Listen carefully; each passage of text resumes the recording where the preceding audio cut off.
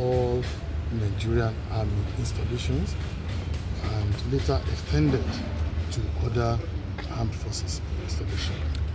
This is one of Mr. President's the objectives when we talk about renewed hope agenda to ensure that electricity supply to the armed forces is prioritized and they do not suffer from any of our utility supply. And with the installation of the smart meters, we're able to know what each individual consumer consumes on a monthly basis, and we are able to make appropriate billing so that there is no room for estimated billing. We want to make estimated billing a thing of the past in Nigeria. If we have this, everybody will be satisfied with the bills they receive from the DisCos. Number two is that the smart meters are tamper-proof. You cannot bypass the smart meters. And we also have a mobile app where you can get your statements of your consumption on a monthly basis, so that it is so transparent and it is credible.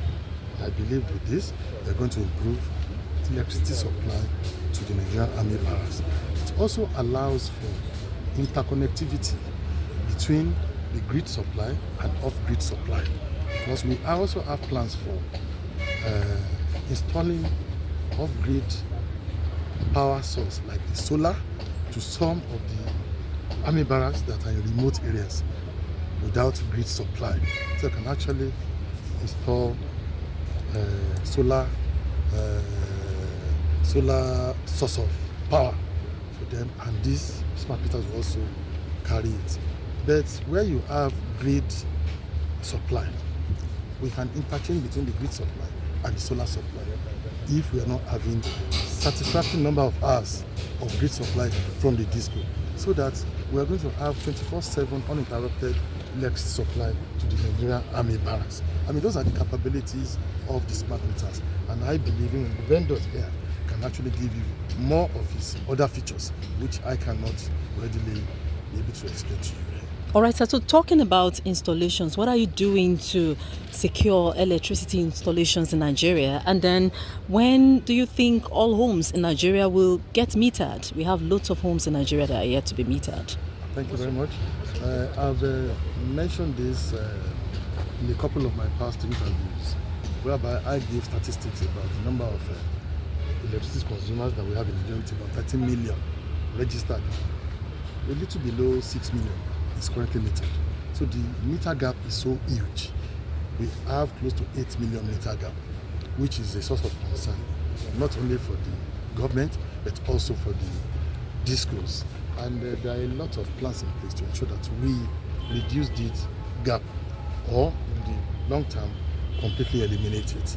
There are a lot of other programs that have come up, including CBN assisted programs, including World Bank assisted programs. But recently, Mr. President just inaugurated a presidential metering initiative, which is under my chairmanship.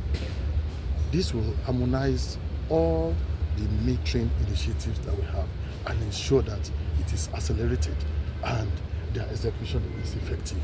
Our plan is to ensure that in the next 4 to 5 years, we should be able to install a minimum of 2 million meters in Nigeria, so that in the next 4 to 5 years, the gap will have been significantly reduced, if not completely eliminated. This is one of the steps to be taken in ensuring that in the long run, Nigerians enjoy 24/7 functional, reliable, uninterrupted, and cost-effective electricity. With that, the issue of estimated billing will not be there again, and consumers will be satisfied with their bills, and this will improve collections by the electricity distribution companies. Once they improve collections, liquidity will flow into the sector, and all the players and the operators in the sectors will be able to get value for money, and we're going to have continuity and the sustainability of the sector without affecting generation of power like we're having now. A lot of money is owed to the generating companies and the gas companies because of this squeeze in liquidity. But with installation of meters across Nigeria, liquidity is going to be definitely improved, and the issue of load generation will be a thing of the past. Okay, so I'm wondering if you could share with us the amount of money that's been invested into this project. Thank you very much.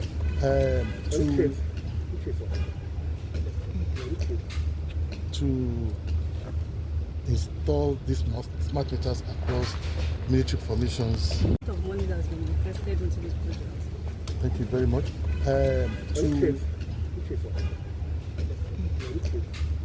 To install these smart meters across military formations nationwide, we have the approval of Mr. President for a sum of 12.7 billion naira to enable us to install meters in all the military formations. But this is being released in tranches.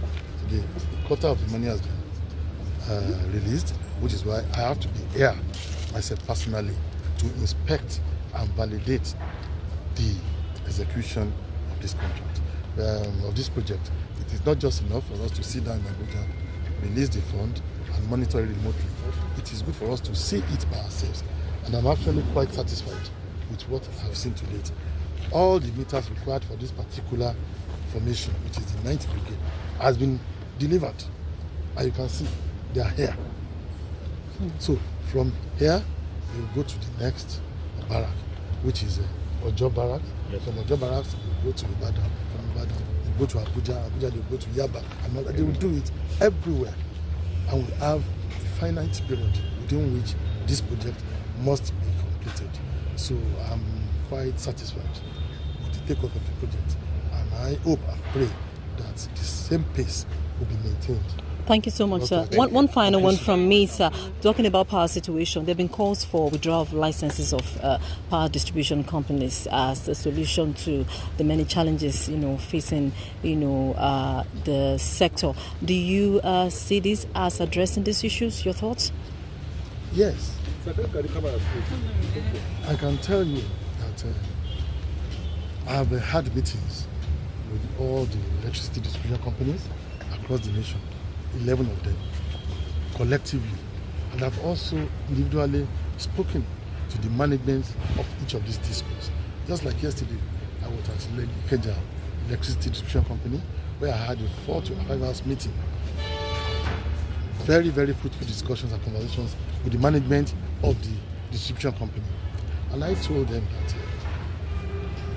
government will met out stiff penalty, stiff punishment for any DisCo that is found wanting in not delivering on its performance objectives. And I told them that this punishment can be as stiff as revocation of license, because the Federal Ministry of Power and its agencies rely on the DisCos to deliver electricity to our consumers. We don't have a distribution company of our own.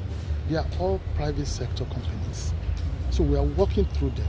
So we must be able to compel them to the required, expected performance. And any DisCo that is not doing this, we can go as far as revoking the license, because that is the objective of the license itself.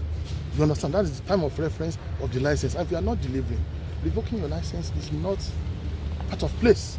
You understand? But there are other punishments and other penalties we can give to them that are below revocation of license that will also compel them to do their job the way they should do it. For example, we heard about willful rejection of power by some DisCos.